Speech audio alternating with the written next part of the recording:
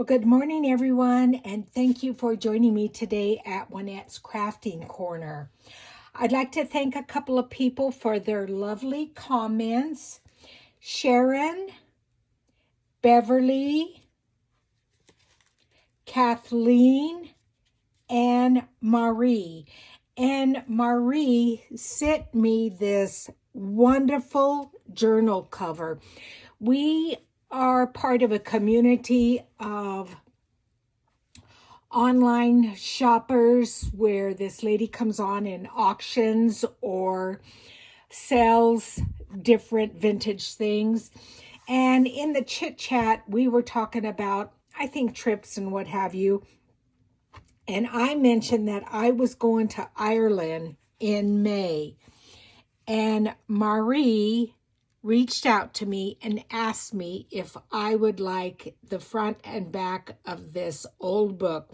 You can see it's called The History of Ireland. And so I will be making a journal out of this. So we will show you that process at some time in the future. And then she also sent a couple of little journaling cards. So thank you, Marie. That was so sweet of you. I really appreciate it. So in today's project, I want to finish up some journal covers for my retreat I'm going on. Now, many of you know who Gail Augustinelli is. She lives in Montana, and she is hosting a retreat in July. And I was one of the 11 lucky people who are going to be able to attend that. So she talks about when she goes on retreats, she gets journal kits together to work on. And I want to work on a sewing one. And I've gone ahead and made this journal cover. But I want to also add some crunchy pages and squishy pages for the inside. Now to make this, I just took a bunch of scraps. I had my base fabric in the size I wanted. Then I laid a bunch of scraps. I just cut them up any which way and laid them on top. And then I took this water-soluble stabilizer and I laid it over the top and cut it. And then I just sewed every which way, meandering sewing, and then dipped it in water, warm water, and this all came away. So this is going to be the outside of my cover, but I want to have some pattern paper on the inside.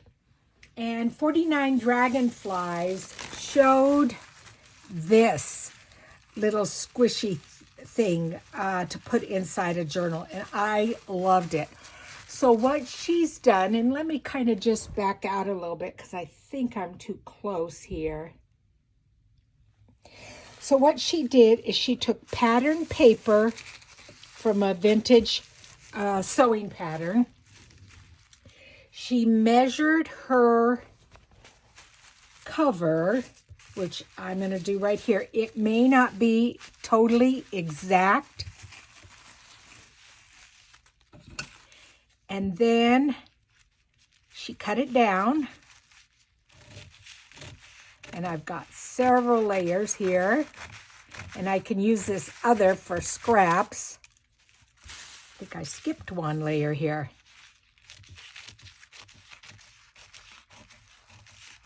How's everybody doing? Great. I just got back from California for my shifts. They were good shifts. Everything went well. Good moms, good babies. Okay, so that is the size I want. And this is just plain tissue paper that I not only coffee stained, but I also put a little bit of the Distress Oxide spray, the gathered twigs. Well, that is a wonky one, isn't it? Let's just kind of straighten this up a little bit. Oops. It doesn't matter because once I sew it, I will trim it down. So what I'm going to do is take my pattern paper and lay a few sheets down. So let's say 3, and this is what I want to be on the top. So it says grain line. I'm going to turn it over, and then I'm going to add 2 pages of the coffee stained one. Okay? And then I'm going to add, actually, I think I'm going to add a total of 4 of those because I want it to be very, very squishy. And then I'm going to add some more of the pattern paper, and I want to make sure that when it folds and opens up that the writing is correct. So that would be one front. This would be down the middle. Let me just go in here. Yeah, I think that's going to be fine. Unless I do this. I think I'm going to do that. Because that says McCall's, and then I'm going to go over here to this side, and this is going to be the back. But then in between them, since it's just paper, I want to put something a little bit more solid. Now I have this, I don't know, is it called fabric, whatever, lace? I got this from a Goodwill store. Let me move this out of the way. I got it from a Goodwill store. It was the top layer to a blouse. And look at how pretty that is. It's got some scallops over here, some kind of florals. Anyway, I cut up the blouse completely. And I thought I would put that in between one of the layers so that it peeks through. So if I lay it here,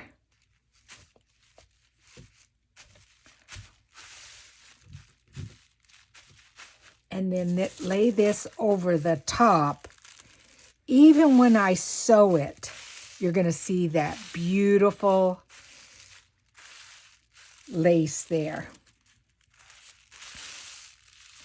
So I'm just going to pin this all down, run it through my sewing machine, and then I'll be right back and we'll see what it looks like.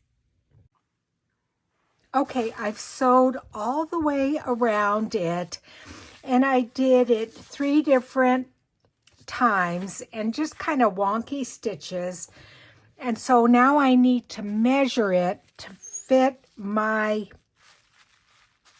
cover, and it looks like it's just going to be just about right. So I'm just going to cut it down, and actually if you wanted to, you could have some of this hang off.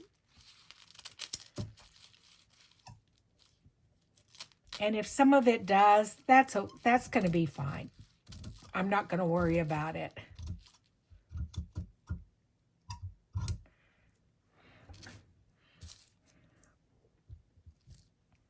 Let me get this side now.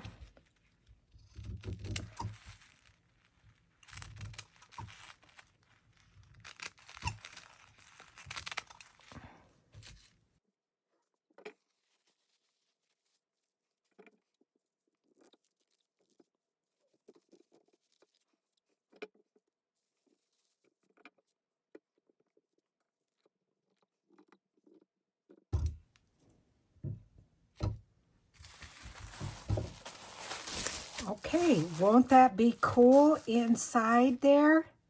And it's going to give it a lot of fun texture and squishiness. Now, you see here, there's some little fabrics sticking out. I may add some more fabric on the top of it. It may need it, but this is cool. This is very cool. And I might have that on the inside. I've seen some people use this as their actual journal cover, but I think it's kind of fragile. I just want it to be the inside.